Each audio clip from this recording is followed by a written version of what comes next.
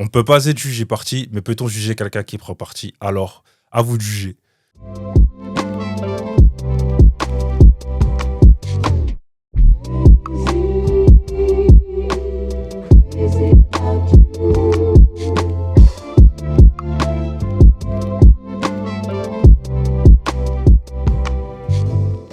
Salutations à toutes et à tous. Salutations à toutes et à tous. Bienvenue à bord de la Haute Sphère Cause Monote, l'émission qui prône la vulgarisation et la transmission pour l'élévation. Moi, c'est Audrey, enchanté. L'hôte du jour est une écrivaine, avec d'autres casquettes comme vous allez pouvoir le découvrir. L'hôte du jour, c'est Sarah Barouk. Salut Sarah, Bonjour Audrey. comment tu vas? Eh ben, très heureuse d'être ici et de te voir cheveux lâchés d'ailleurs. J'ai réussi. En tout cas, ravi de te recevoir ici. Merci. Est-ce que tu peux te présenter, s'il te plaît?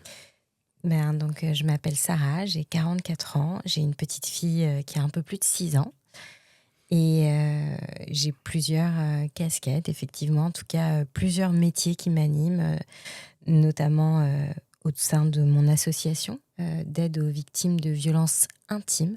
Moi, j'appelle ça comme ça, c'est-à-dire que je regroupe les violences conjugales, les violences intrafamiliales et les violences sexuelles à travers tout ce qui finalement va abîmer l'intimité d'une personne. Donc j'ai cette association qui prend beaucoup de mon temps. Et puis mon métier d'écrivaine, qui est un peu ma structure et ma bulle d'air. Voilà. Ok, très bien résumé. Déjà, tu as écrit combien de livres? Eh bien, entre les livres pour enfants, les livres collectifs auxquels j'ai participé, mes romans et essais, on est à une dizaine. Bravo, Merci. déjà bravo. Et J'ai pas dit qu'ils étaient tous bons, hein. non, mais déjà le fait d'écrire, c'est déjà bien. Et comment t'es arrivé à devenir écrivaine? Qu'est-ce qui s'est... J'ai toujours aimé les textes, aimé écrire. Enfin voilà, quand mon premier livre est sorti, j'avais l'impression que ça venait de très loin. Et effectivement, ma mère a retrouvé les premiers cahiers de poésie que j'écrivais quand j'avais 6 ans, tu vois. Elle a retrouvé ça. Alors bon, c'était... Franchement, j'aurais pas parié sur moi. Il y en avait un qui s'appelait Mauvaises herbes, où j'écrivais aux mauvaises herbes de mon jardin. Voilà, bon, autant te dire que ouais, j'ai progressé quand même un peu. Mais j'ai eu un moment où je voulais écrire des films et les réaliser.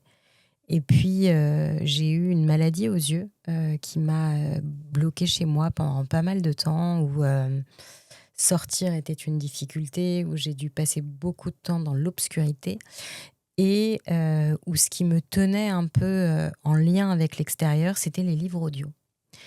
Et ces récits-là. Et ça m'a ramené peu à peu à ce goût des histoires, à cette relation finalement aux auteurs. Parce que il y a quelqu'un derrière chaque mot quand on lit un livre. Et c'est important. Moi, j'ai toujours, je me suis toujours interrogée sur pourquoi, lorsqu'il y a des livres quelque part, je ressens une chaleur, je me sens moins seule. En fait, c'est pour ça. Parce que un livre, en fait, c'est long. C'est chaque mot, c'est chaque rythme de phrase, c'est chaque virgule, chaque ponctuation. Durant des centaines de pages, c'est quelqu'un qui est là. Et donc, autant regarder des combos, je pouvais plus le faire. C'était pas encore la mode des podcasts. Autant écrire. Alors, il m'a fallu réadapter ma manière de taper sur un ordinateur. Mais ça, j'ai réussi à le faire assez rapidement. Et c'est à partir de ce moment-là que, véritablement, j'ai eu envie que ce soit le centre de ma vie, le centre énergétique presque de ma vie. C'est très intéressant, ton rapport à l'écriture. Mais par rapport à cette maladie des yeux, tu as des séquelles aujourd'hui? Oui, tu ne le vois pas, mais moi, je suis malvoyante. Ok. En fait, j'ai eu un traumatisme à cause de violences sexuelles que j'ai subies quand j'avais 27 ans. Et j'avais apparemment déjà cette maladie héréditaire, qui est une maladie dégénérative de la cornée, sur les 2 yeux. Et le problème, c'est qu'elle était en sommeil, donc je m'en étais jamais rendu compte. Et lorsque j'ai vécu ce truc-là, que je suis rentrée à Paris, parce que c'était à l'étranger, En un mois, j'ai perdu l'essentiel de ma vision à l'œil gauche et pas mal à droite. Mais d'une manière un peu étrange, c'est-à-dire que je voyais tout en double, en triple, avec lorsque je croisais des gens dans la rue, je voyais pas du tout le centre de leur visage, c'était tout flou, mais je voyais des parties du front, les lumières. En fait, je me suis rapidement dit que Van Gogh devait avoir eu la maladie que j'ai sans savoir que c'était ça, parce que je vois les lumières exactement comme lui peint les étoiles. Tu vois, comme des spirales Mm, comme mm, ça. mm, mm. Donc très vite, me promener dans la rue le soir, c'était impossible parce que les réverbères, ça me faisait mal en fait. Quand je sortais dans la journée, trop de lumière, ça me faisait mal aussi. Je me prenais les poubelles. Enfin, c'était très humiliant quelque part. Mais ça m'a appris pas mal d'humilité. Et puis surtout à un âge où j'espérais rencontrer l'homme de ma vie, etc. Et finalement, ne jamais voir si j'étais bien épilée, pas bien épilée, ne plus pouvoir me maquiller. Enfin, plein de choses, en fait, qui t'obligent à lâcher prise, comme on dit, même si j'aime... Bon, je suis un peu mitigée sur cette expression, mais en tout cas, à abandonner une forme de contrôle qui, de toute manière, n'est qu'illusoire, parce qu'on ne contrôle pas grand-chose, en fait. Mm. Euh, donc j'ai dû apprendre ça assez tôt. Voilà. Et finalement, qu'est-ce qui reste quand le personnage que tu t'es inventé depuis que t'es petite n'existe plus? Eh bien, il te reste de pouvoir le réinventer. Ah, très belle formule. J'aime beaucoup. J'ai deux questions. Déjà, est-ce que les séquelles que tu as sont irréversibles? Oui. En fait, c'est une dégénérescence par palier. Le seul moyen de revenir à un équilibre, enfin de revenir à une vue potentiellement normale, c'est de me faire une double greffe de cornée. Donc, ce qui veut dire s'inscrire sur des listes, etc., attendre que quelqu'un meure, tout ça, tout ça. Ce qui n'est pas facile, en fait. Tu vois, moi, j'ai été confrontée à ça assez tôt. L'idée de me dire, un jour, je n'y couperai pas. C'est ce que m'ont dit tous les médecins. Il va falloir que quelqu'un meure pour que je récupère sa cornée, quoi. Donc, c'est pas n'importe quel organe. C'est... Bon, bref. Donc ça y est, j'ai cheminé là-dessus. Moi, mon problème, c'est que si la greffe ne fonctionne pas, et c'est le cas dans quand même un pourcentage conséquent, je suis totalement malvoyante. C'est-à-dire que là, actuellement, on me fabrique des lentilles sur mesure qui sont un peu spéciales. Elles sont dures au milieu, molles sur les côtés. Ça me permet de gainer mon œil. Alors, on ne me confierait pas un avion avec ces lentilles, mais du moins, ça permet de donner un peu l'illusion que tout est OK. Aujourd'hui, voilà, on me déconseille de prendre le vélo. Je le fais. J'ai décidé que j'allais Ok. rouler plus lentement, que j'allais me tenir aux rampes des escaliers, mais que j'allais avoir une vie normale. Euh, et si je reconnais pas les gens dans la rue, je les reconnais pas. Tant pis. Voilà. Euh, Quoi qu'il en soit, oui, c'est irréversible. La seule chose qui pourrait jouer, c'est une greffe de cornée. Mais la greffe de cornée, il faut savoir que c'est pas sûr. Et surtout, il y a les fils de cicatrisation pendant 1 an dans chaque œil. Ouf. Donc, c'est 2 ans à un peu jeter à la poubelle. Et là, j'en ai marre de jeter des années à la poubelle. Ah, je te comprends, mais la dégénérescence, c'est progressif. Ouais. Alors, la thérapie, le fait d'aller mieux psychologiquement, ou en tout cas de me rendre compte quand ça ne va pas, a un impact. Et c'est pour ça que moi, je suis une fervente... je suis un fervent soutien de tout ce qui va être la psychiatrie, la psychothérapie, l'analyse, la psychologie. Enfin, tout ça, en fait, le corps ne fait que nous envoyer des signaux. La puissance du mental et aussi l'aliénation du mental, on ne s'en rend vraiment compte que lorsqu'on le pratique. Et moi, ça va faire 14 ans que je le pratique. J'en suis aujourd'hui à ce niveau de liberté parce que j'ai compris plein de choses sur ma vie. J'accepte ce qui vient parce que j'ai compris plein de choses sur ma vie aussi et je n'aurais pas pu le faire seule. Ah, c'est très profond. Franchement, c'est très, très profond. Ah oui, oui, je bois tes paroles là. On est qu'au début, mais Ah je bon, bois déjà. d'accord. Et tout à l'heure, tu parlais du lâcher prise. Tu disais que t'étais pas Pas trop pour cette expression. Pourquoi? Mais déjà parce que j'ai du mal avec tout ce qui est galvaudé. Mhm. Tu vois, que ce soit les pubs à la télé pour des voitures ou les cours de yoga du 11e arrondissement, tout est dans le lâcher prise. Euh, je n'aime pas tellement cette idée. Moi, quand on me dit lâche prise, j'ai l'impression que je tombe d'une falaise. C'est pas forcément une chute, en fait, le lâcher prise. C'est apprendre à avancer sans être certain du résultat. C'est apprendre à se rendre compte que, quoi qu'il arrive, c'est ce qu'on se raconte. Personne ne connaît le résultat de rien. Tout est toujours inattendu. Tout est toujours une surprise. Et c'est notre société qui fait comme si je travaille bien, alors je vais être augmentée. J'ai perdu du poids, alors je vais être jolie, alors je vais me trouver un cum. Non, ça ne marche pas comme ça, la vie. En revanche, ce que tu peux travailler, c'est ton adaptabilité. C'est être capable de trouver la ressource en toi et que ça devienne automatique de tout de suite te réadapter, retomber sur tes pattes et continuer d'avancer quand ça se passe pas comme tu le voulais. De jouer sur ton rapport à ta frustration. Et ça, voilà, moi je préfère parler d'adaptabilité, tu vois, que de lâcher prise. Parce que le lâcher prise, il y a un côté passif en fait. Comme si ça y est, je lâche et j'attends que ça vienne. Non, pas du tout. En fait, pour bien dire, il faudrait dire le lâcher prise actif. Tu vois, c'est un effort, c'est un travail en fait. Et si je te dis connais-toi toi-même? Je dirais que c'est le travail d'une vie et que c'est en tout cas moi ce qui m'anime. Mais à tous les niveaux, c'est-à-dire qu'on a cantonné ça à la philosophie finalement. Mais le sport est une façon de se connaître. Enfin, moi, je fais du sport tous les jours. Pour reprendre le yoga ou la course ou d'autres sports, moi, en tout cas, c'est ce qui m'a aidé à fuir les violences. J'avais la certitude que si mon corps était plus fort, je serais plus forte. Quand je ne me repérais plus dans l'espace à cause de ma vue, le père de ma fille, pour le coup, il n'a pas eu que des mauvais conseils, m'a suggéré de reprendre la natation, puisque forcément, j'aurais un autre rapport à la gravité et donc à l'espace.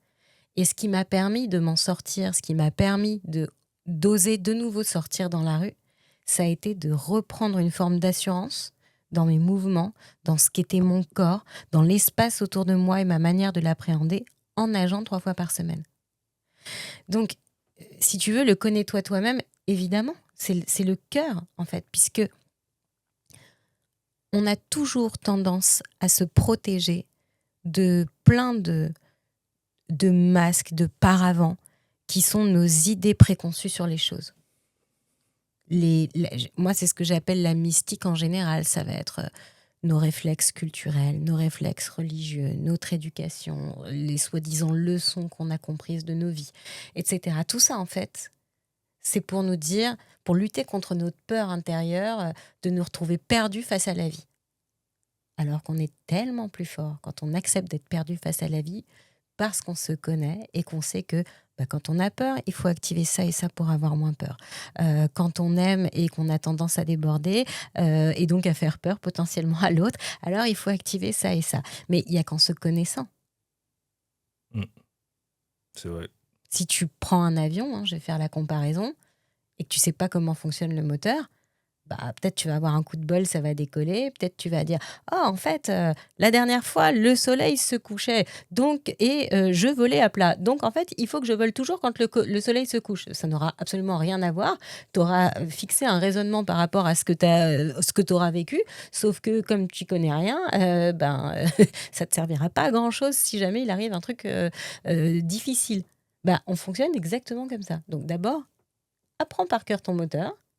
Apprends par cœur comment fonctionne la gravité, la force contraire des vents, etc.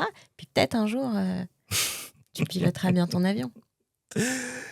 Et ça fait un peu grand-mère qui donne des leçons, là, non. J'avoue. Mais Sarah, revenons justement à... Parce que tu l'as évoqué par bribes, Mais à ton histoire, à toi, ce qui nous amène en grande partie à causer, toi et moi, ici, c'est que toi, donc comment je t'ai connu, c'est que j'ai vu que tu étais, bon, je sais que tu n'aimes pas ce terme-là, mais c'est le terme générique, victime de violence conjugale. Hmm. Est-ce qu'on peut... Et refaire l'historique. Exactement. Écoute, moi, j'ai été une ado au physique très ingrat. Et très vite, à cause des moqueries que je pouvais recevoir, des crampes de garçons qui me plaisaient beaucoup et à qui je ne plaisais jamais, je me suis très vite laissée convaincre par cette idée que si quelqu'un tombait amoureux de moi, j'aurais beaucoup de chance. Et toute ma vie amoureuse a été une cata. Donc, tu as eu un complexe à la base. Énorme. Ok. Énorme complexe. Alors, intérieur, extérieur. Il n'y a personne voilà. qui disait que tu étais belle? Alors, ma mère me disait plus tard, tu seras belle. Ah. Mais en même temps, elle avait raison. J'étais pas belle quand j'étais ado. Mais c'est pas. Encore une fois, il y a plein d'autres manières. C'est-à-dire qu'on a le droit aussi d'éduquer nos enfants, nos filles en tout cas, en leur disant que oui, c'est important d'être jolie pour certaines personnes, mais enfin, c'est pas forcément les plus intéressantes. Et puis, la beauté, c'est une manière d'être au monde. T'as des personnes qui arrivent dans une pièce, on ne sait pas ce qui nous arrive, mais on les trouve sublimes d'un seul coup, mais c'est parce qu'elles dégagent une énergie qui nous donne envie d'aller vers elles. Quand on est sans cesse sur soi, à se demander mais est-ce que je suis belle, est-ce que je suis pas belle, et si je rentre mon ventre, et si machin, enfin, on est tellement centré sur nous-mêmes qu'on est de toute façon pas dans la rencontre. Moi, enfin, ma mère, par exemple, toute sa vie a été complexée par le haut de ses cuisses. Je dis, mais enfin, c'est quoi ton rapport au monde quand tout ce à quoi tu penses quand tu es avec des gens, c'est le haut de tes cuisses? C'est pas possible, en fait. Donc, finalement, ce qui nous...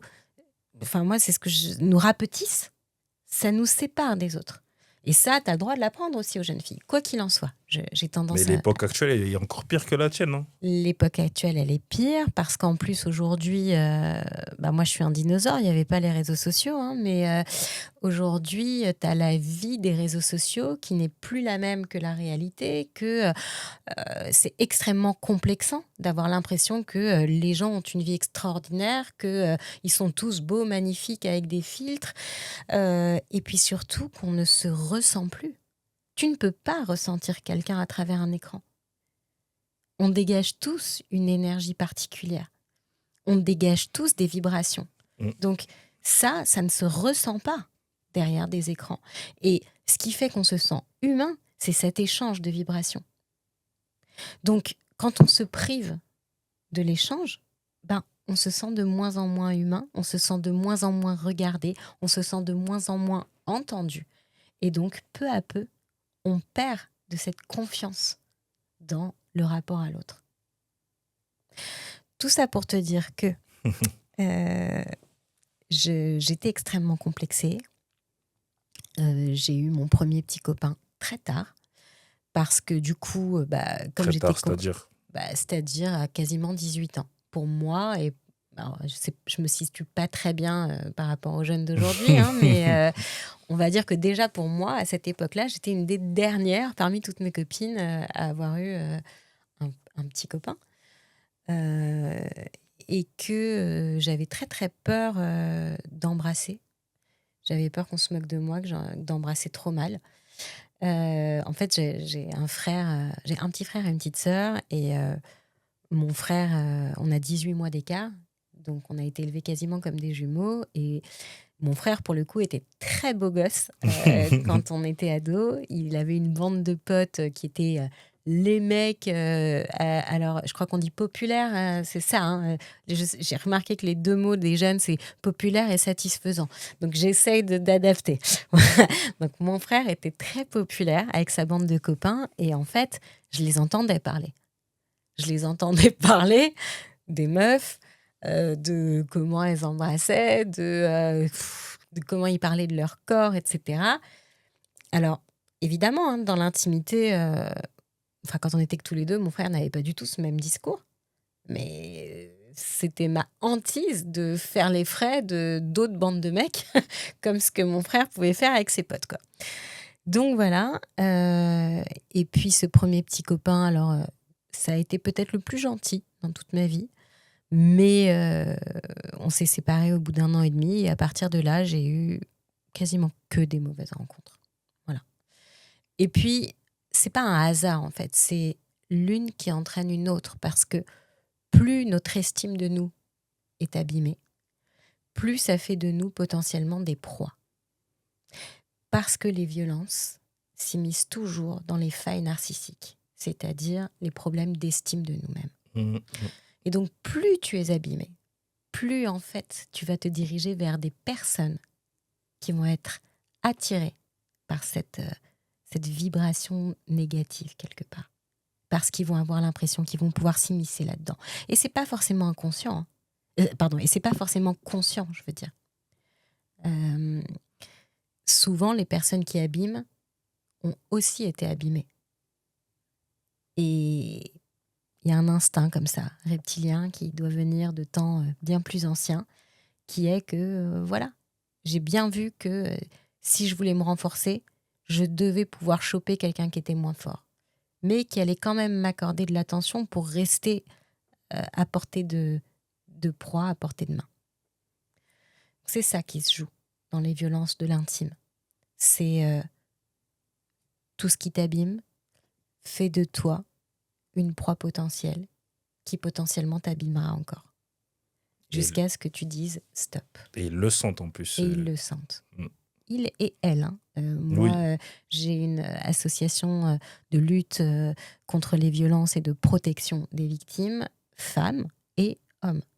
Même si il y a davantage de femmes selon les statistiques, enfin, c'est même une grande majorité, je prends toujours la peine, en tout cas dans des sociétés où il n'y a pas de loi anti-femmes, ni de tradition religieuse ou culturelle anti-femmes, officielle en tout cas, je prends toujours le soin de dire que les statistiques doivent être remises dans une perspective.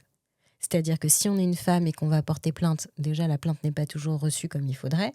Si on est un homme qui porte plainte contre sa femme, il y a quand même pas mal de cas où on se fout de ta gueule. Mais alors si tu es un homme qui porte plainte contre ton mari, je t'explique même pas. Surtout quand tu sors d'une grande ville et que tu vis en province. Donc c'est pour ça qu'en fait, les statistiques, ça relève le nombre de plaintes et la répartition parmi les plaignants. Donc voilà, il faut les prendre avec des pincettes, même si, quand bien même il y aurait 2 fois plus d'hommes qui porteraient plainte, ça n'inverserait pas la tendance. Voilà. On est à peu près 90% des plaintes qui sont déposées par des femmes contre des hommes. Bon, il y aurait 2 fois plus d'hommes, ça ne ferait pas basculer à 50-50, mais quand même. Et donc, tu disais par rapport à Oui, à tes mon histoire. rencontres après. Donc, c'était à peu près toujours le même type d'homme. Tu étais attiré par le même type d'homme. J'avais l'impression que c'était des types d'hommes différents, parce qu'ils faisaient jamais le même métier, ils n'avaient pas forcément la même situation, je veux dire, personnelle. J'ai eu dans ma vie des hommes divorcés, des hommes qui avaient déjà des enfants. Bon, alors des mecs sérieux, au final, j'en ai pas eu tant que ça, mais des mecs avec qui je pensais que ça pouvait boucher sur quelque chose, et puis en fait, pas du tout. Bon, j'ai roulé ma bosse, comme on dit. Voilà. Quoi qu'il en soit. Bah, en même temps, c'est pas grave, les jeunes ne connaissent pas cette expression. Donc, tout va bien. Ça veut rien dire, ça c'est une recette de cuisine. Quoi qu'il en soit, lorsque je rencontre celui qui deviendra le père de ma fille, j'ai absolument zéro confiance en moi, puisque j'ai subi 2 avortements dans des conditions difficiles, c'est-à-dire où les mecs avec qui j'étais, avec qui je pensais que c'était sérieux, m'ont laissé tomber quand ils ont appris que j'étais enceinte, et moi, je n'avais pas la situation qui me permettait d'assumer en fait cette maternité. Et encore je ne critique pas du tout l'avortement, je dis juste que lorsqu'on rêve de devenir maman et qu'on tombe enceinte, tout de suite on s'imagine un bébé, tout de suite, on s'imagine soi-même en tant que maman. En fait, on est tout de suite projeté dans sa maternité. Et choisir, parce que les conditions ne sont pas là, ou qu'on n'a pas assez confiance en soi pour affronter une maternité seule dans ces conditions, finalement, choisir d'interrompre, c'est extrêmement difficile. En tout cas, moi, je ne m'en suis jamais remise. Donc, je suis évidemment pour... Enfin, ma vie n'aurait clairement pas été la même et je pense sincèrement qu'elle aurait été beaucoup plus dure si je n'avais pas eu ce droit. Donc, c'est un droit fondamental, inaliénable. Et justement, pour qu'il soit pérennisé et que ça ne débouche pas sur d'autres souffrances, il ne faut pas le prendre à la légère et il faut accepter de se faire accompagner et d'en parler. Ça ne doit pas être un tabou. Voilà. Quoi qu'il en soit, je pensais à la première fois que ça ne m'arriverait plus jamais. Et puis en fait, le fameux épisode qui a déclenché un peu mon truc aux yeux, ça a été un viol que j'ai subi. Et suite à ce viol, j'ai fait une autre rencontre d'un homme que je pensais être mon sauveur après tout ça et qui m'a de nouveau plantée enceinte. Donc, si tu veux, je les ai un peu enchaînés. Et je suis arrivée dans cette relation à quasiment 30 ans, avec quand même un lourd passif de femmes, hein, parce que ce sont des problématiques qui touchent quasiment toutes les femmes au moins une fois dans leur vie. Dans cette idée que cet homme était ma dernière chance. Ah ouais? Voilà, ouais. Tu vois, très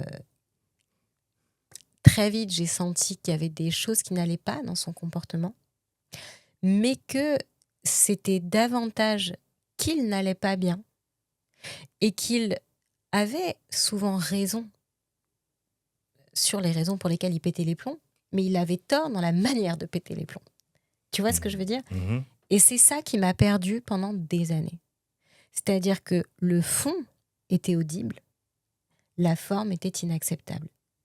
Sauf que, comme il revenait toujours sur le fond, j'avais du mal à lui dire « Ben non, en fait, t'as tort. Enfin, juste, t'as pas à m'empêcher de dormir pendant 2 jours parce que j'ai pas dit la bonne phrase sur le bon ton. » Bon, là, je te donne un exemple où c'est difficile de lui donner tort sur le fond, mais un exemple que je raconte toujours, c'est qu'il refusait catégoriquement qu'on entre chez lui avec des chaussures.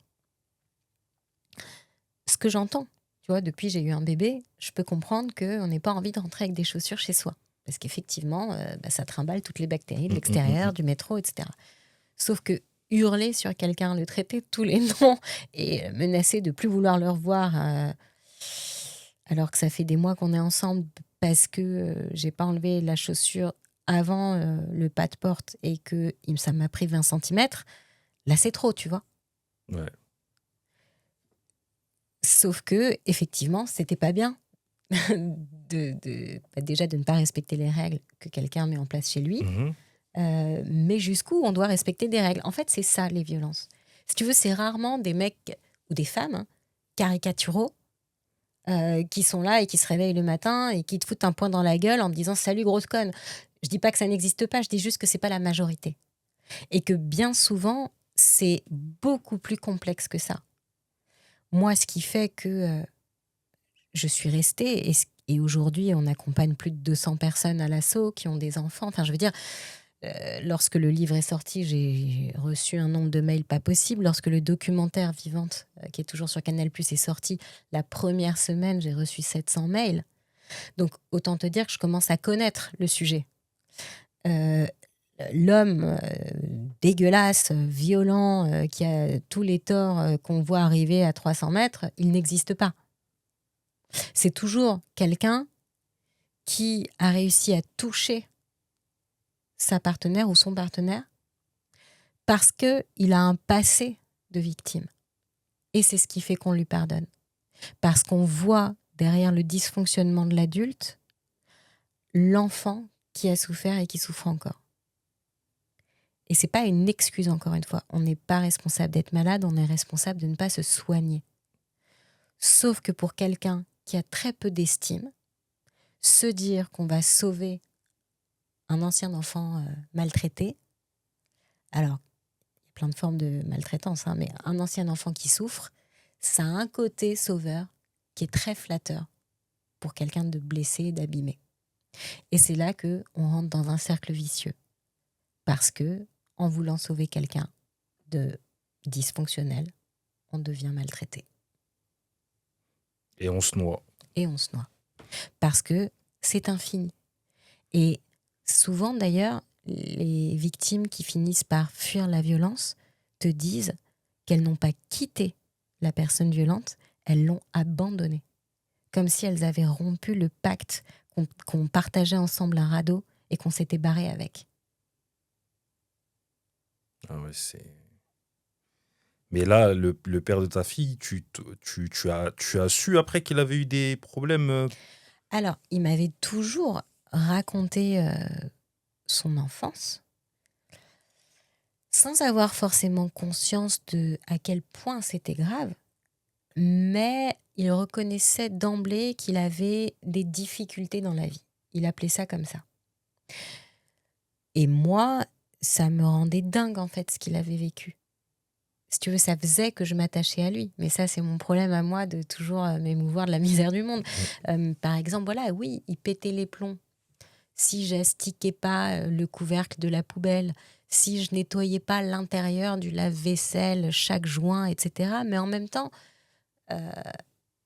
il a jamais eu le droit de marcher avec des chaussures chez sa mère. Ma fille, aujourd'hui de 6 ans, n'a jamais eu le droit de venir chez sa grand-mère parce qu'elle n'est pas assez propre. Que sa mère, quand elle estimait qu'il avait les pieds trop sales, elle les lui lavait à l'eau de Javel. Que lorsqu'il a eu un petit frère, sa mère a estimé que 2 enfants, c'était trop à gérer pour elle. Donc elle l'a envoyé dans une pension militaire dans un autre pays. Et pendant 6 ans, ses parents ne sont pas venus le voir. Donc si tu veux, pour moi, ça, c'est de la maltraitance. Donc oui, le père de ma fille avait extrêmement peur que je l'abandonne, mais parce que ça touchait, j'appuyais sur un bouton terrible quand je lui disais que j'allais le quitter, tu vois. Lorsque je respectais pas les règles d'hygiène totalement folles, bah lui, ça a réveillé un traumatisme énorme en lui. Donc si tu veux, je voyais qu'il y avait quelque chose qui me dépassait. Ce que j'avais pas compris, c'est que il ne comprendrait jamais qu'il me faisait du mal. Et que si je voulais arrêter de souffrir, fallait que je me protège. Ça viendrait pas de lui. Et justement, là, tu parles de violence, d'agression verbale, etc. Comment les violences physiques, elles ont commencé? Alors tu vois, là aussi, ça dépend où on met le curseur. Parce que moi, j'ai réalisé que je vivais des violences physiques lorsque j'ai eu la main cassée, enfin, lorsqu'il m'a cassé la main. Et surtout, qu'est-ce que ce jour-là, j'avais mon bébé dans les bras.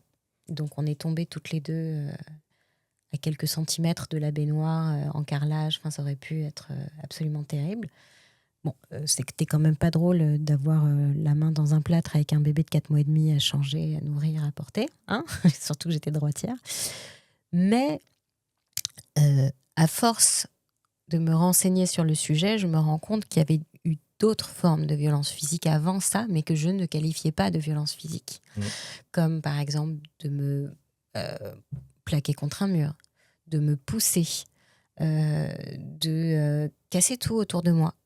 Tu vois, de me plaquer comme ça, de donner un coup de poing dans le mur et de faire un trou dans le mur. Et ça, en fait, moi, c'est ce que j'appelle des violences matérielles. Parce que, effectivement, ça se voit pas sur toi.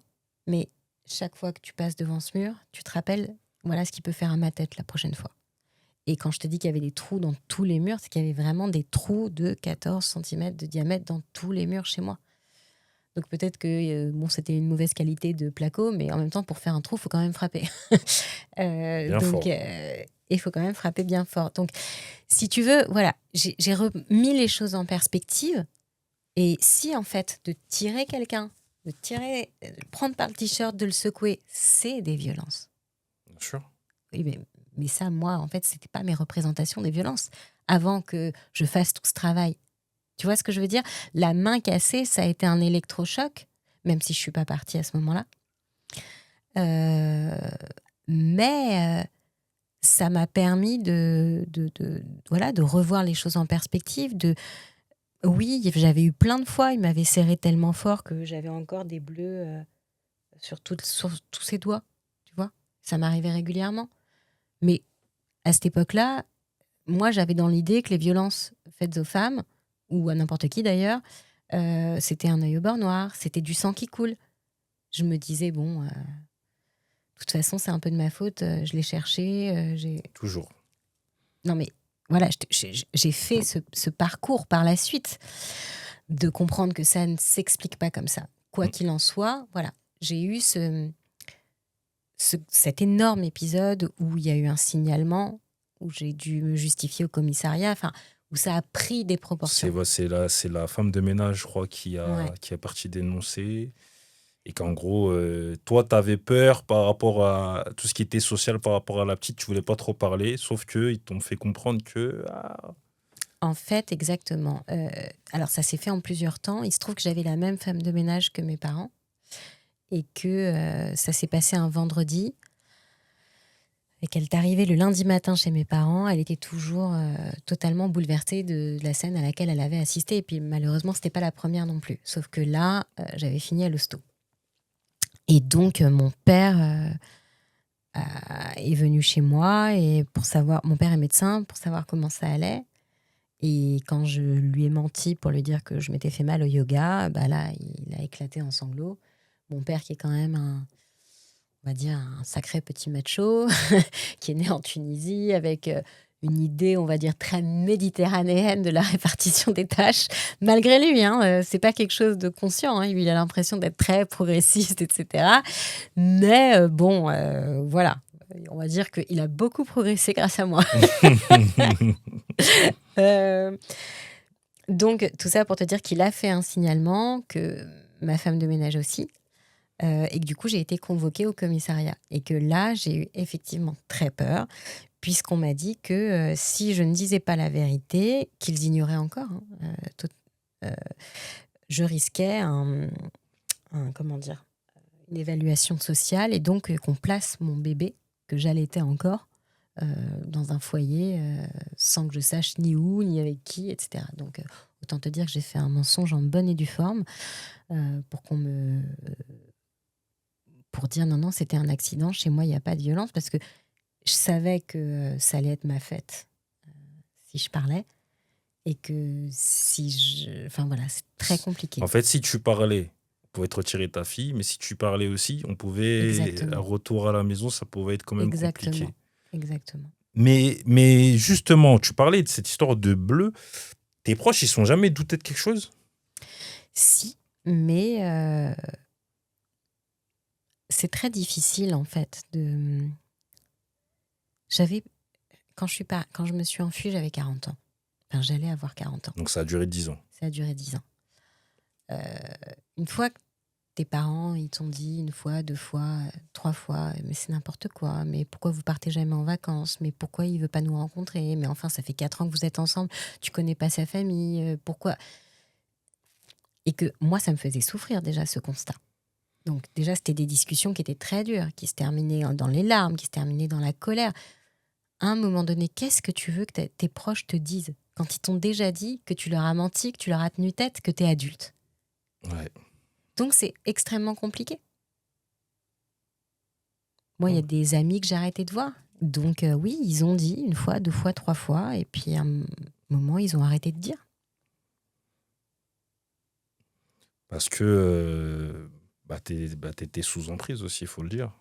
Tout à fait. En tout cas, tu vois, quand je te disais tout à l'heure qu'il faut se méfier des projections qu'on fait, moi, je m'étais accrochée à l'espoir de la légende que je m'étais créée dans ma tête autour de cette histoire.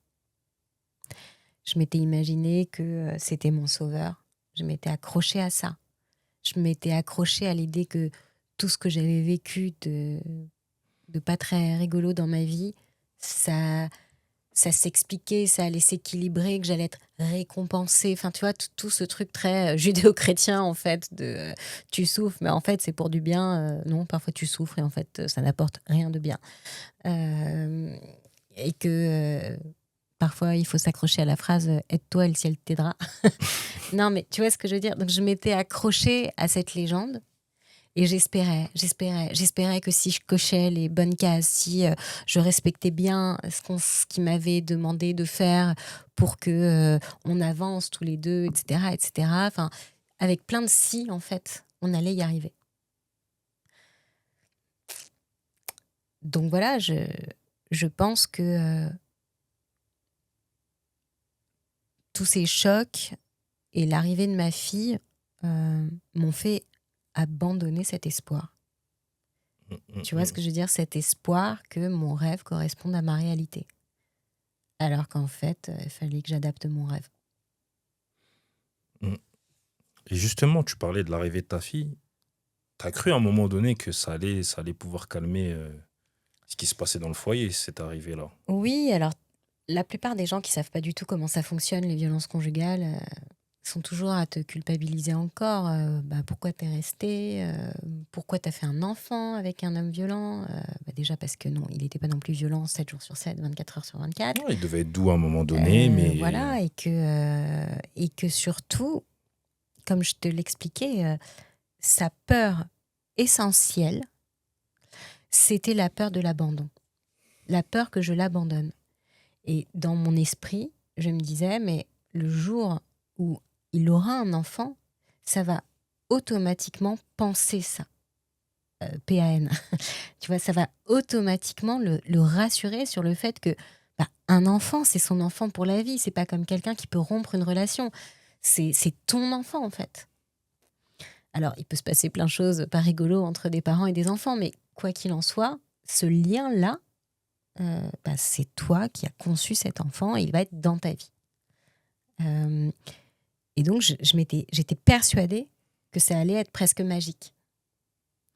Bon, je me suis gourée. Alors, ça ne veut pas dire que ça n'a pas eu un impact, parce que la naissance de sa fille l'a profondément chamboulée.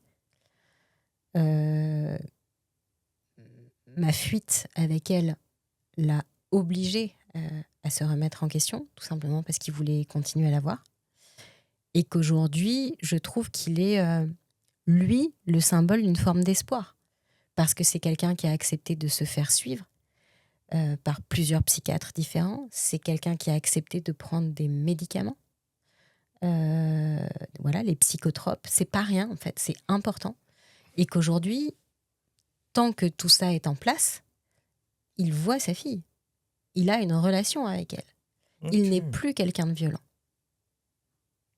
J'espère que ça durera toute la vie et je serai toujours vigilante. Moi, j'ai fait le deuil d'une forme de paix, en tout cas de sérénité totale, mais en réalité, je pense que n'importe qui d'un peu conscient de ce que c'est que la vie n'est jamais en une sérénité totale à chaque instant. Ça n'existe pas. Mais j'ai cette confiance déjà en ma capacité à protéger ma fille, en réveillant dès son plus jeune âge son esprit critique. Et puis surtout, j'ai confiance en elle, en fait. Voilà. Et justement, par rapport à ta fille, est-ce qu'elle a des souvenirs par rapport à ça? Elle a... Oui, elle a des troubles, ma fille. Elle a... Alors, aujourd'hui, elle voit un super pédopsie. Tu vois, elle a 6 ans et demi et elle dort encore avec moi, collée à moi. Parce qu'elle a peur. Et elle me le dit. Elle ne sait pas de quoi elle a peur. Elle est incapable de me dire de quoi elle a peur, mais elle a peur. Au tout début, lorsque j'ai fait le livre 125 et des milliers, j'ai tenu à représenter toute la France, c'est-à-dire territoire d'outre-mer compris. Donc, j'ai voyagé. Alors, à chaque fois, sur un laps de temps très court. Enfin, je vais te dire, je suis allée à La Réunion, je suis restée 32 heures à La Réunion. Tu vois ? Donc, j'ai fait 11 heures aller, 11 heures retour. Donc, voilà. Et la Guyane, je suis restée 3 jours.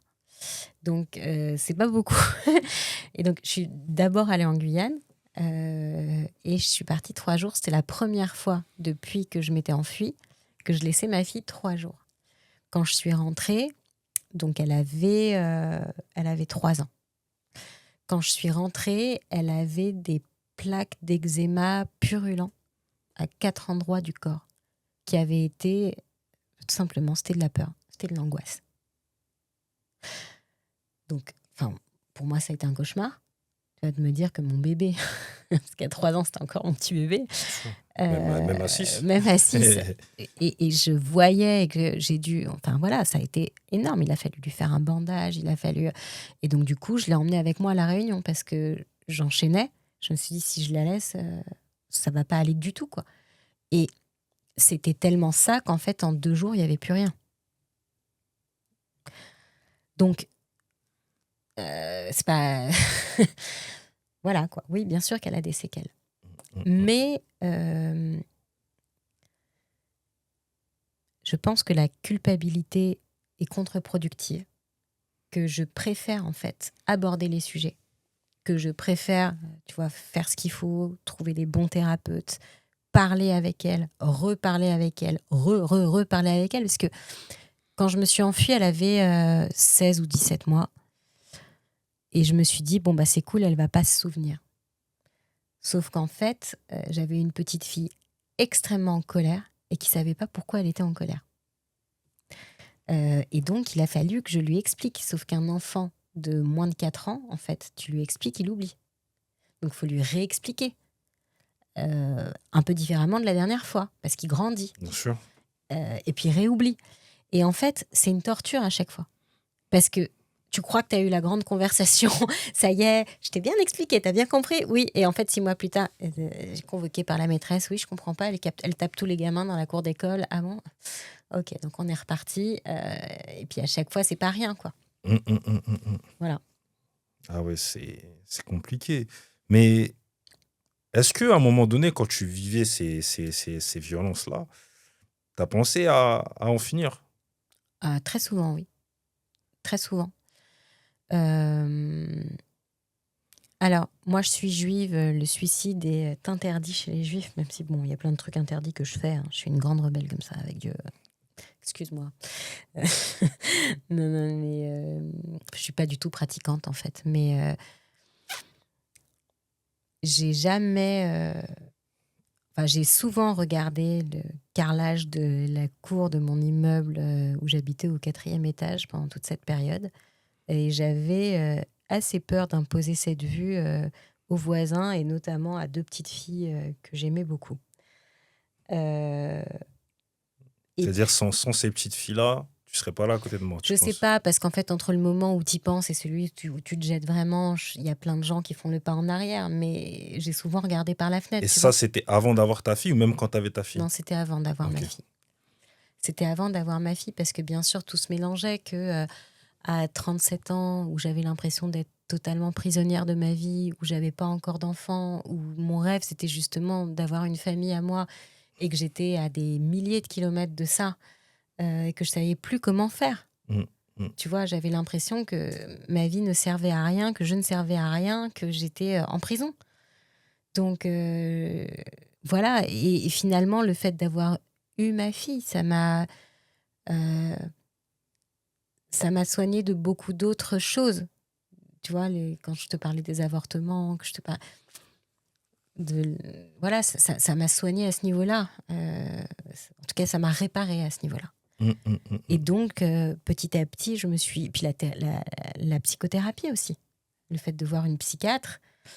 Il m'a fallu 8 ans avec elle pour être capable de partir. Mais parce que j'ai été capable de prendre du recul sur pourquoi j'avais laissé faire. Pourquoi j'avais accepté tout ça. Donc voilà, c'est long. C'est long, en fait. Il faut plus de temps pour déconstruire une mauvaise situation que pour la laisser se mettre en place. Bien sûr. Donc, voilà. Et puis, très vite, du coup, j'ai commencé à espérer... Enfin non, d'ailleurs, pas très vite. Au bout d'un certain temps, j'ai commencé à espérer de tomber malade pour que ça se finisse, en fait. Et là, en revanche, quand ma fille est née, je l'ai allaitée. Et au bout de quelques mois, j'ai senti une boule, d'ailleurs dans mes 2 seins. Et je suis allée faire une échographie. Et là, on m'a dit qu'il fallait que je fasse un sevrage assez rapidement parce qu'il fallait quand même me faire une mammo. Parce que c'était bizarre. Et du coup, j'ai galéré pour la sevrer parce que ma fille ne voulait pas se détacher de moi. C'est-à-dire, quand je te dis ça, c'est pas un petit mot, c'est-à-dire qu'elle me faisait des suçons partout. J'étais couverte de bleu. Voilà. Donc, j'étais le pays des bleus. Voilà. Et donc, à la mammo, on m'a dit qu'il y avait des micro-calcifications qui pouvaient. Enfin, que j'étais à pas grand-chose de développer un cancer et que je devais rentrer dans un protocole de surveillance durant 2 ans avec des mammos régulières qui suivent un cycle bien établi. Et voilà, je suis revenue à un niveau de risque, on va dire, normal, c'est-à-dire que je suis comme n'importe quelle femme de mon âge aujourd'hui. Voilà, Ah bah, donc tant mieux. oui, tant mieux, mais c'est tout ça pour dire qu'encore une fois, la somatisation, c'est-à-dire les appels du corps, moi, que ce soit mes yeux, que ce soit mes seins, que ce soit, tu vois, lorsque je me suis enfuie, je suis partie me réfugier chez mes parents. Mm. J'ai habité chez eux plusieurs mois jusqu'à un moment où ça devenait très compliqué pour moi, avec une petite fille en si bas âge et tout, de revivre dans ma chambre d'ado. Et puis, voilà, je voulais avoir une crèche, une maison à moi, un truc. Bref, mais je me sentais pas tout à fait prête. Je sentais que j'avais besoin de temps et je voyais pas comment en avoir. J'ai descendu tous mes nouvelles affaires. J'ai installé la maison. J'ai fait voilà. Le dernier trajet où je descends les escaliers avec ma fille dans les bras et mon sac à main, je me tords la cheville et je me casse la malléole. C'est-à-dire que j'arrive chez moi avec la cheville dans le plâtre, un bébé qui commence à marcher, en fait. Parce qu'elle, du coup, elle a marché très tard. Ça aussi, c'était un effet. Euh, et voilà, c'est juste que, en fait, j'arrivais plus à avancer. Ça allait trop vite. Mais voilà, enfin, le corps parle pour nous. Encore faut-il avoir suffisamment de recul et des personnes qui nous accompagnent pour comprendre les signaux et réagir. Parce que c'est pas tout de comprendre, c'est comment je réagis par rapport à ça. Tu as aussi dit que tu pensais, parce que tu parlais de couteau à un moment donné, d'ôter la vie au père de ta fille aussi, à un moment donné, de ce que j'ai cru comprendre. Alors, non, il y a eu plusieurs fois où j'ai espéré qu'il meure. Ok. Parce Moi, qu'à un moment donné, tu parlais d'un couteau. oui, c'est lui qui a... En fait, c'est ce qui a fait que je me suis enfuie. Ah, ok. Cette décision, en fait, je... Bon, déjà, lui, il collectionnait les couteaux. Il aimait bien ça.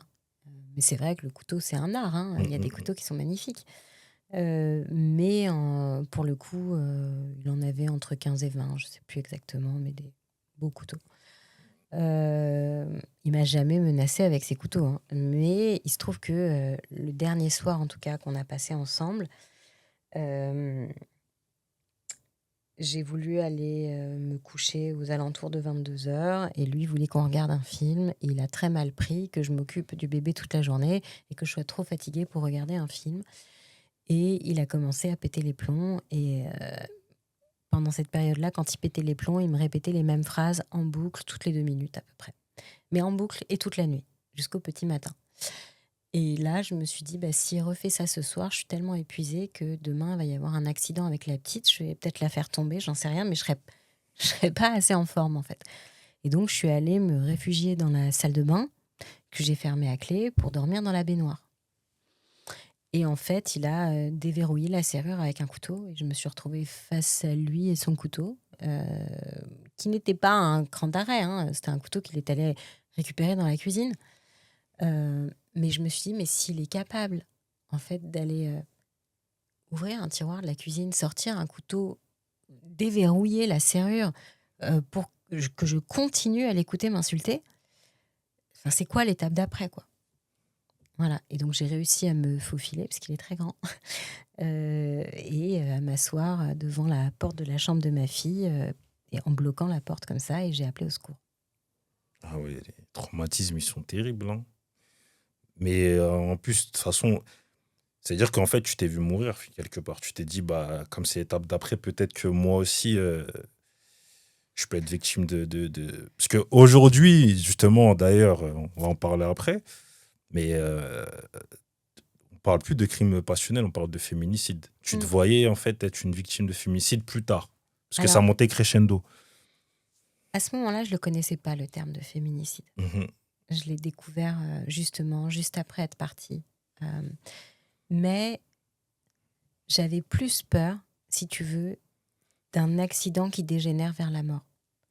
Dans la mesure où quelques mois avant ça, il m'avait attrapé la main parce qu'il n'était pas content et qu'il l'avait cassée en me faisant une clé.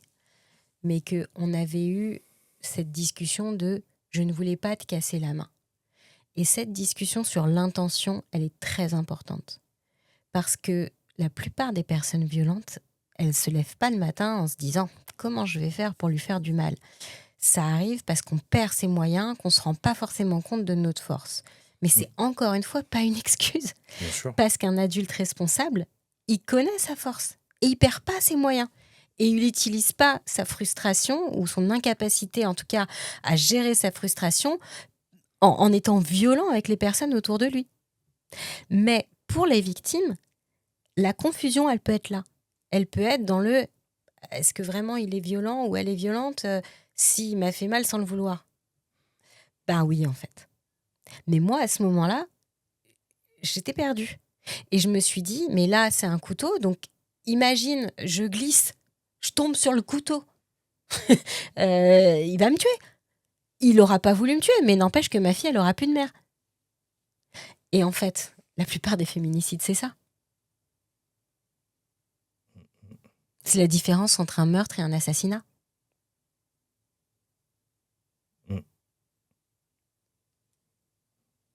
C'est vrai. C'est... ouais. Et justement, toi, quand t'es parti après le confinement, si je ne m'abuse, Ouais. parce que tu as dit que tu as vécu un confinement horrible. C'était pas le meilleur des confinements, je pense. J'imagine. Donc tu pars, tu décides d'enfin partir, parce que bon, les gens sont en train de toujours dire, mais pourquoi elles partent pas, mais je crois qu'ils comprennent pas le mécanisme de l'emprise, en fait. Surtout, toi, tu as très bien expliqué, tu as dit que tu sentais que c'était ton sauveur et tu sentais que bah, tu pensais que tu pouvais l'aider et en même temps, tu es quelqu'un qui, de ce que j'ai compris, a quand même besoin d'amour.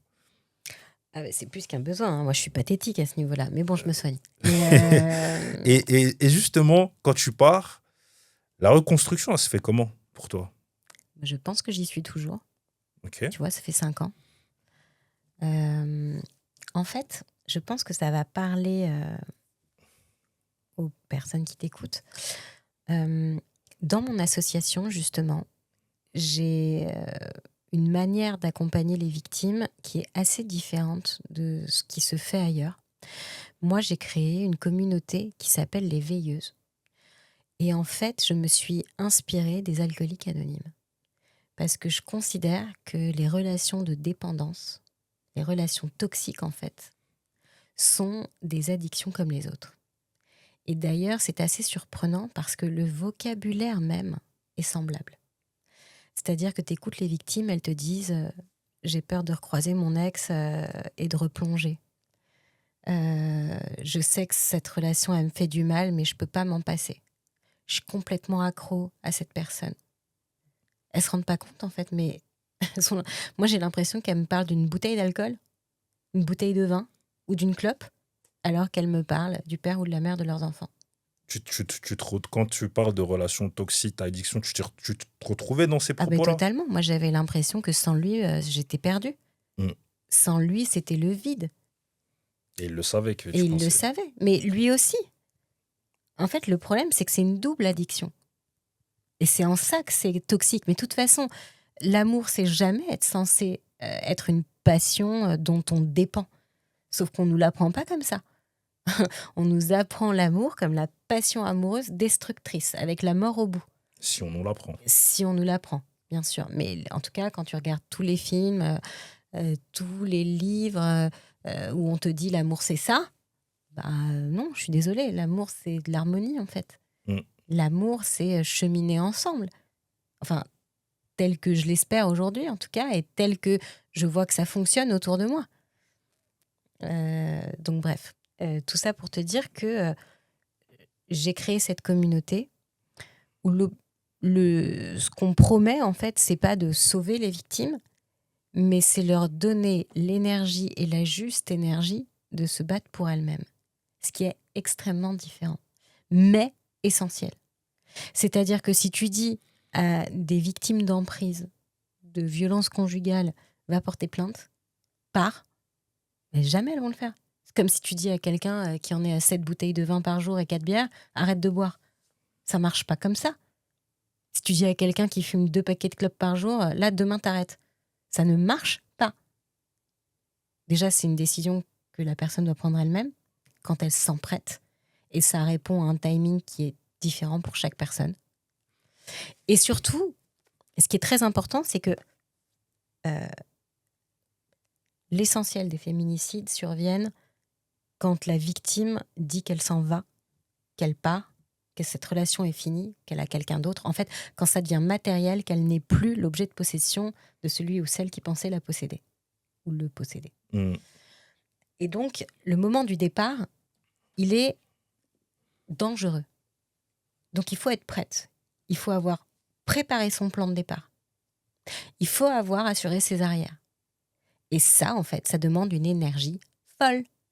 Et c'est ce que nous, on essaye de faire. Alors, bien sûr, on a un pôle urgence parce que ça ne se passe pas toujours de manière idéale, que parfois, tu en as qui décident de partir sur un coup de tête et on est là pour les aider.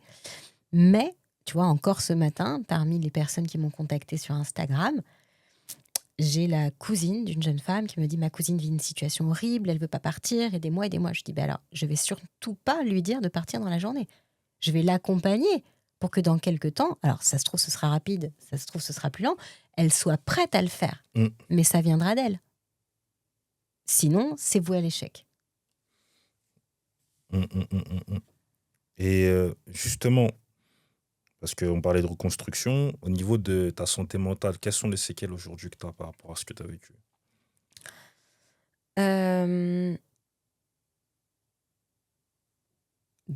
Mes récents ex pourront te le dire. J'ai encore des réflexes de personnes qui a été violentée, en fait. J'ai à la fois très envie d'être libre, j'assume totalement mon indépendance, peut-être parfois même trop, et en même temps, je demande l'autorisation pour plein de choses. Est-ce que j'ai le droit d'aller faire les courses, là? Ça m'est arrivé de la poser cette question il y a encore 2 ans. Oui. Tu vois? Donc, et puis, je peux très vite perdre pied dans est-ce que j'ai raison ou tort? Là, en ce moment, il y a une actualité qui est extrêmement dure à vivre pour moi. Il y a des moments où je suis assez sûre de mes raisonnements et il y a des moments où j'ai l'impression que je suis une bonne à rien, que je comprends rien à rien et qu'en fait, il avait raison quand il me disait que j'étais de la merde. Même si aujourd'hui, il me dit plus ça d'ailleurs. Mais voilà, il y a des endroits de ma vie où je suis encore à il y a 10 ans. Est-ce que tu as retrouvé quand même une certaine confiance en toi? J'ai retrouvé une énergie. Ok. Voilà.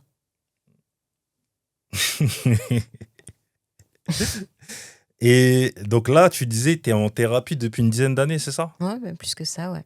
Par rapport à J'ai tout ce... commencé en 2012. Ok. Par rapport à tout ce vécu-là? Pas que ça, parce qu'en fait, moi, ça a commencé... si tu veux, mes yeux, j'ai eu 2 vraiment très, très grosses étapes de dégénérescence. Et la deuxième, j'étais déjà depuis quelque temps avec le père de ma fille. Et j'ai trouvé cette thérapeute parce qu'à un moment donné où j'étais en arrêt, du coup, pendant 6 mois, puis 6 mois en mi-temps thérapeutique, où de nouveau j'avais passé un temps fou dans le noir, etc. Et où je sentais bien qu'il y avait un côté psychologique derrière. Je voulais pas admettre ce que c'était, mais je sentais bien qu'il y avait quelque chose qui allait pas. Et je suis allée la voir à la base pour mes yeux, pour que ça arrête de s'aggraver. Et puis petit à petit, on a remonté le fil. Ah. Et tu as vu que ça venait quand même de loin finalement. Oui, mais ça vient toujours de loin. Donc je remonte le... Je monte le livre. 125 et des milliers, donc ouvrage que tu as pensé et conçu. Donc 125 personnalités racontent 125 victimes de féminicide, qui est sorti en mars 2023. Comme je te le disais tout à l'heure, avant on parlait de crime passionnel. Mais il s'avère que le terme n'est pas bon, n'est pas adéquat, parce que on ne tue Non, pas par amour. non, jamais non. On menace pas non plus de tuer. Exact. On n'emprisonne pas par amour, tout ça. Mais alors, je ne connaissais pas, moi, le terme de féminicide durant toute la période où je subissais des violences conjugales. Mhm. Je l'ai découvert très peu de temps après m'être enfuie dans un scénario catastrophe en pleine nuit avec mon bébé sous le bras, mon ordinateur et c'est tout. C'est-à-dire que je suis partie, je suis arrivée chez mes parents, j'avais même pas de culotte, quoi. J'avais pas de fringues, je me suis habillée avec les vêtements de ma mère. J'ai beaucoup de chance, ma mère a beaucoup de goût et de très belles fringues. J'ai 2, 3 petites vestes encore de cette époque-là. Voilà. Quoi qu'il en soit, je me suis retrouvée comme ça à vivre dans ma chambre d'ado avec mon bébé, ce qui était assez humiliant à 40 ans. Et j'ai cherché, en fait, j'ai essayé de comprendre si j'étais la seule, tout simplement, à me retrouver dans cette situation. Donc, je regardais sur Internet qui étaient les femmes qui finissaient par mourir des Mhm. violences conjugales. Et à chaque fois, je trouvais des articles qui expliquaient comment les victimes étaient mortes, donc si c'était une arme à feu, les circonstances atténuantes du tueur. Il avait bu, il ne supportait pas la rupture, etc. Mais rien sur elle. Et donc moi, j'arrivais pas à savoir si c'était des femmes comme moi, en fait, si peut-être j'avais un profil de victime, tu vois, ou pas. Mais je voulais savoir si j'avais eu raison de partir ou pas, en fait. Mhm. Et ben en fait, j'ai jamais trouvé ma réponse. Et donc, je me suis dit qu'il fallait que je parle à des familles qui avaient perdu une fille, une maman, une sœur. Mm. Et c'est comme ça que j'ai appris ce que c'était que le terme de féminicide. Et que je me suis mise en quête de les retrouver. Et l'idée du livre, en fait, elle m'est venue assez rapidement. Elle m'est venue, pour être précise, le 12 juin, c'est-à-dire 6 jours pile après être partie, où j'ai eu une sorte de flash comme ça. J'étais devant ma fenêtre, donc devant la cité sur laquelle donne ma chambre d'avant, de chez mes parents. Et je m'imaginais comme ça ce que vivaient les femmes derrière les fenêtres. Et bon, de fil en aiguille, j'en ai fait un post Instagram et c'est devenu le début en fait de ce livre qui est sorti du coup 3 ans plus tard. Donc ça m'a pris presque 3 ans Mm. de retrouver ces 125 familles, 125 étant le nombre officiel moyen de féminicides par an. Mm, mm, mm. Il n'inclut pas ce qu'on appelle les suicides forcés, ce que j'explique dans le livre, c'est-à-dire qu'il y a tellement de victimes qui pensent que la société ne pourra rien pour elles, que finalement elles préfèrent mettre fin à leur jour. C'est d'ailleurs le cas de Christina Radi, la première femme de Bertrand Cantat, dont l'affaire vient de ressortir là en fait. Mais ça ne prend pas en compte non plus les co-victimes, quand le tueur en fait tue aussi les enfants ou les parents qui ont hébergé leurs enfants, etc. Eux, ils sont nulle part. Et il n'y a enfin aucune étude qui se charge de mesurer l'impact sur la santé de la violence au quotidien. Et je peux donc t'en parler, puisque moi, je t'expliquais qu'à un moment donné, ma santé a failli basculer parce que j'espérais mourir. Et que ça, en fait, on se rend compte que, tu vois, même Jacqueline Sauvage, qui a été victime de violences conjugales pendant des années, qui a fini par tuer son assassin, qui a été graciée et qui est morte d'un cancer en quelques mois. En fait, tout cela s'explique, mais il n'y a aucune étude qui mesure ça. Et c'est peut-être pour ça qu'il y a une telle différence entre les 270 000 plaintes chaque année à peu près pour violences conjugales et les 125 féminicides officiels. Parce que dans ton livre, justement, il y a pas mal de personnalités qui ont écrit. Sandrine Quétier, Victor Laszlo, Oui. dont j'aimerais revenir. Parce que tu as écrit ce livre-là, où il y a des témoignages, justement, des écrits sur les féminicides. Moi, je vais te montrer ce livre-là, là. Elle s'appelle Salomé. Ça fait partie d'une histoire, Salomé Garnesson, qui avait 21 ans, aussi victime de féminicide. Donc là, c'est un livre coécrit par sa maman, que je montre là. Muriel. Exactement. Et pour en Alors, revenir à je Victor, précise que je me souviens de Muriel, que je ne suis incapable de lire le titre, mais je sais qui est Salomé. Et j'ai gardé de très bonnes relations avec sa famille. Ah bah c'est bon à savoir. Donc, il fait partie de ce livre-là. Donc, il y a énormément de personnalités qui ont écrit. Et là, moi, je vais faire un parallèle avec Victor Laszlo. Pourquoi Victor Laszlo, donc chanteuse, autrice. Tu as Et fait ce... femme géniale. Effectivement. Tu as écrit, enfin, vous avez sorti ce livre-là où elle a écrit sur un féminicide. Tu as aussi sorti pour de Canal+, documentaire Vivante, où ça parle aussi de violence conjugale et elle témoigne. Et elle te, comment dirais-je, le fait de passer dans ce documentaire-là l'a bouleversée. Parce qu'en fait, elle aussi, elle s'est rendue compte qu'elle avait été victime de violence conjugale. Est-ce que tu t'imagines l'impact pardon, que ta démarche elle a pu avoir sur certaines personnes? Je le constate en fait. Et Victor, ça a été un long processus pour elle de parler de tout ça. On ne s'est jamais lâché depuis la sortie du livre avec Victor. C'est vraiment quelqu'un que j'aime énormément, qui est très juste, très vrai, très empathique. Et oui, évidemment que autour de moi, dans mon environnement proche et un peu moins proche, ça a délié. Ça a permis aussi une relecture du passé. Moi, j'ai des personnes qui viennent me voir, alors que je connais ou que je connais pas, qui me disent finalement, quand je vous écoute, je me rends compte que ce que j'ai vécu quand j'avais 20 ans, en fait, c'était ça. Et ça m'a traumatisée. Où je comprenais pas pourquoi j'avais du mal à refaire ma vie. Et en fait, c'est parce qu'il y a eu cette histoire-là. Et c'est un peu le cas de Victor. Hum, hum, hum.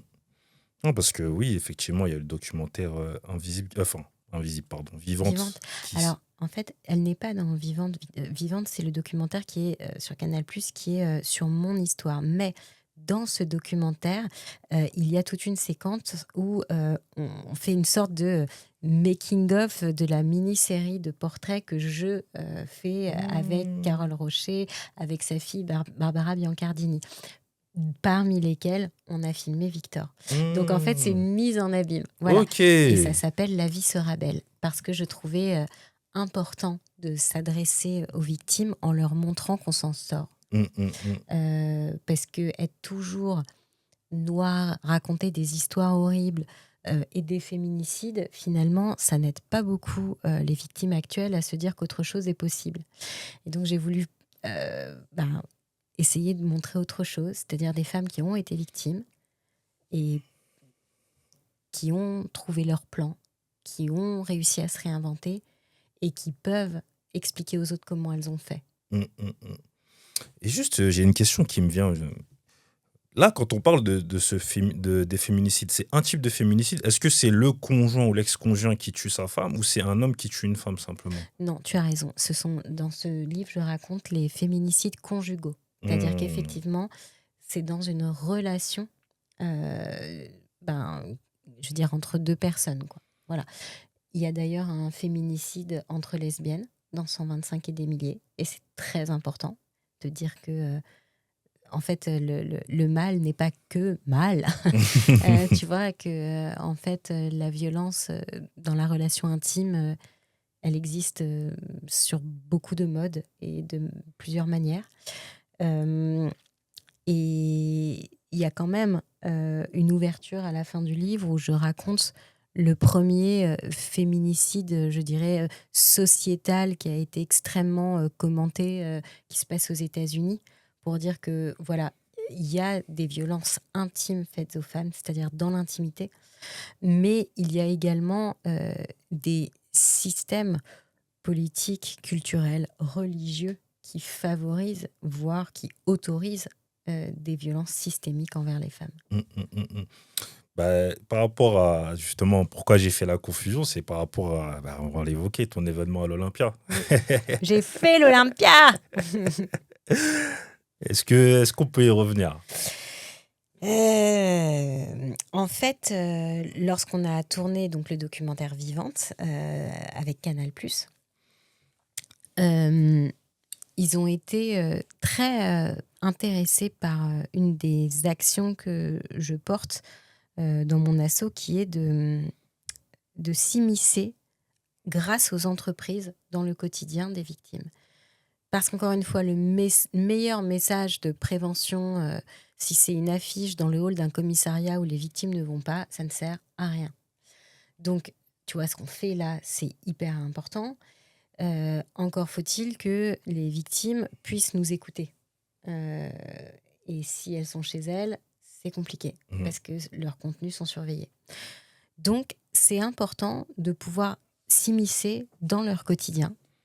Et leur quotidien, le seul endroit où elles sont finalement, où elles ont la paix, où elles ont du temps de cerveau disponible parce qu'elles sont en sécurité et qu'elles ne sont pas observées par leur agresseur, c'est le travail. Et cette idée leur a beaucoup plu. Je leur ai évoqué l'idée que j'avais de créer un label RSE pour guider les entreprises dans cette démarche et leur montrer que c'est gagnant-gagnant dans la mesure où si elles parviennent à sécuriser des victimes, ce seront de meilleurs employés et qu'en plus, elles n'auront pas de risques juridiques, économiques, enfin plein de choses que j'invite les entreprises à regarder dans mon travail. Mais bref, ça a beaucoup plu à Canal+. Et la DRH, qui est également la présidente de l'ANDRH, l'Association nationale des DRH de France, a adoré cette idée et m'a dit « Banco, on le fait ensemble, je t'accompagne. Je vais voir avec Maxime Saada, le président de Canal+, qui a trouvé l'idée géniale et qui a tout simplement réservé l'Olympia pour 1 an plus tard, en disant « Vas-y, à toi de jouer ». En tout cas, moi j'y étais. Grâce à toi, tu m'as invité. Oui. Bel événement, félicitations en tout cas. Franchement, il y a eu Merci. beaucoup de messages qui sont passés, beaucoup de témoins. Je pense notamment à Caroline Darian, Ouais. et ainsi que son frère et d'autres. Et moi, il y a un truc qui m'a interpellé là-bas, c'est à un moment donné, il y a, je sais plus quelle marque d'assurance, mais bon, on n'est pas là pour faire de la pub, qui disait qu'en gros, nous, on va accompagner les victimes de violences conjugales et en gros, quand elle va nous appeler, pardon, on va mettre en place un logement d'urgence. Ouais. Et j'ai trouvé la démarche super intéressante. Parce qu'en fait, là, quand on le dit comme ça coule de source, mais en fait, c'est pas si évident que ça. C'est tout le travail qu'on fait avec ce label. C'est-à-dire qu'il y a à la fois comment on protège les salariés et à la fois comment on peut mettre au service de la cause l'activité de l'entreprise. Donc, j'ai fait intervenir toutes les personnes avec qui j'ai travaillé, dont AXA, dont Bash. Voilà. Non, mais pour le coup, la campagne 3 mots sur le relogement d'urgence, elle a été assez médiatisée. Donc, je pense qu'on peut le dire. Mais sinon, je suis en train d'avancer et de travailler avec la Massif, qui est une autre compagnie d'assurance. Comme ça, On pourra tous les on faire. peut en parler. Voilà. Et j'attends un coup de fil de la MAF. Voilà. Comme ça, on aura dit 3 noms d'assurance. Quoi qu'il en soit, j'ai fait plein de ce que j'appelle, moi, des initiatives d'impact sociétal dans différents domaines d'activité. Mais c'est vrai que ce projet qui aura pris presque 1 an à être mis en place avec AXA, et ce qui est très rapide, mais en même temps, AXA a été extrêmement bien conseillé aussi par l'agence Publicis, qui a pris conseil auprès de moi. Enfin bref, on était un triptyque comme ça qui a pas mal bossé. Pour réussir finalement à admettre que un phénomène qui touche 270 000 personnes chaque année, plus des enfants, c'est pas un épiphénomène, c'est un risque sociétal. Et comme ça se passe généralement dans le foyer, que 90% des féminicides se déroulent dans le foyer, c'est un risque qui est lié à l'habitation. En tout cas, ça doit être considéré par l'assurance habitation. Et donc, on a réussi à rajouter ce risque, parmi les garanties. Et donc, au même titre qu'un incendie ou une inondation, si on porte plainte pour violence conjugale, on a le droit, dans la journée, à un relogement. Franchement, magnifique en tout cas. Je trouve ça, c'est une très belle avancée. En tout cas, félicitations pour ce travail-là. Et donc encore, je réitère mes félicitations pour l'événement à l'Olympia. En tout cas, c'était bien. On a appris beaucoup Merci. de choses. Après, c'était animé en plus. Et donc, toi, donc ce label RSE, c'est Mouvement Safe Place. C'est ça. C'est un label qui s'appelle Mouvement Safe Place. Hum, hum. Et bah, t'as ton association aussi, 125. Oui, le mouvement Safe Place, c'est l'aspect, je dirais, entreprise de l'association. Mais on est une association dont la mission est de faire connaître les violences intimes et de faire de la prévention, de la réparation. Et on intervient à plein de niveaux. On a donc les veilleuses dont j'ai parlé, qui est le côté 100% victime, mais on intervient également dans les écoles pour guider les jeunes à comprendre, à se protéger ou à parler s'il y a ça chez eux. On a plein de projets, de contenus pour véhiculer ces informations à travers l'art. Et la série dont tu parles avec Victor Laszlo en fait partie. On a également un podcast. On a une pièce de théâtre qui est en train d'être montée. On a vraiment beaucoup de projets. On a des événements militants qui s'appellent les éclipses aux éclipsés, où j'essaye de trouver une une scénographie de photo originale les jours d'éclipse pour parler des sujets féministes éclipsés des médias. Donc c'est super. Bon, c'est toujours un petit peu provocateur, mais tu vois, par exemple, j'ai fait venir plus de 50 cercueils place de la République l'année dernière pour parler de la situation des mamans qui ont l'impression de mourir quand on leur enlève leurs enfants alors que ces enfants subissent des violences par le papa et que ça n'est pas reconnu. Hum, hum, hum, hum, hum, hum. Mais bon, bref, je vais pas toutes te les faire, mais les éclipses aux éclipsés, ça nous éclate bien. Hum, hum, hum, hum, hum. Voilà, en gros. Bah, en tout cas, félicitations, démarche très noble. Merci, Audrey. Je t'en prie. Et là, en fait, en tout cas, on voit que c'est le combat de ta vie finalement. En tout cas, j'ai accepté que ce soit le combat de ma vie. C'est pas forcément ce que le plan de carrière que j'avais, hein, d'être la star des vies affectives ratées, mais bon, écoute, le message passe, donc tant que c'est le cas, je continue. Ça marche. Sarah, on a une rubrique lecture ici. Est-ce que tu pourrais recommander 3 livres à lire, peu importe la thématique, carte blanche? Écoute, c'est un peu, j'ai mes livres doudous comme ça. Donc, il y a évidemment La vie devant soi de Romain Gary, mais qu'il a signé Émile Ajar. Il y a L'année de la pensée magique de Joanne Didion Mhm. sur le deuil. Et je dirais Illusion perdue de Balzac. Parce que ça claque, quoi. Écoute, la tradition aussi, c'est que l'autre il repart avec un livre. J'ai un livre pour toi. Ah, Alors, j'espère que tu ne l'as pas déjà et que ça te parlera. de toute façon, Voilà. moi, ça ne me pose jamais de problème d'avoir un livre en double. Ah, Alors, alors, qu'est-ce que c'est? Eh bien non, je ne l'ai pas. est-ce que tu peux le montrer à la Les caméra? égéries oubliées du rap. Vixen, Soraya Razel.